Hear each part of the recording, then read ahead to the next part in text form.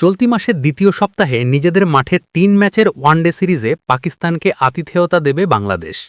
আসন্ন সিরিজের জন্য টিকিটের দাম নির্ধারণ করেছে Bangladesh cricket board BCB.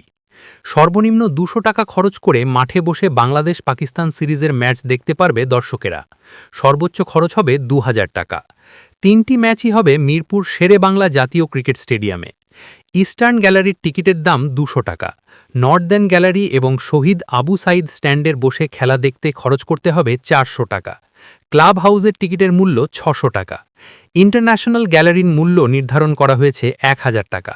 International লাউঞ্জের জন্য দর্শকদের গুনতে হবে ১২০০ টাকা। এছাড়া গ্র্যান্ড স্ট্যান্ডে বসে খেলা দেখতে খরচ করতে হবে ২০০০ টাকা। ওয়ানডে সিরিজ খেলতে আগামী ৯ মার্চ ঢাকায় পা রাখবে পাকিস্তান দল। দুই দলের প্রথম ওয়ানডে হবে ১১ই মার্চ। ১৩ ও ১৫ মার্চ বাকি ম্যাচ দুটিতে মাঠে নামবে বাংলাদেশ পাকিস্তান। টি-২০ বিশ্বকাপের সুপার ৮ থেকে বাদ পড়েছে পাকিস্তান।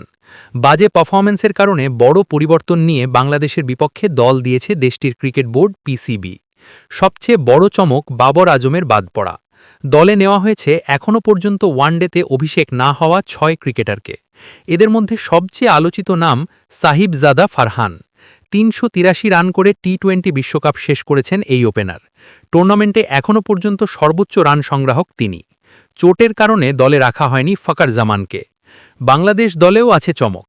বাদ পড়েছেন নুরুল হাসান সোহান, জাকের আলী, শামীম পাটোয়ারি। লম্বা সময় পর দলে ফেরানো হয়েছে আফিফ হোসেন ধ্রুবকে।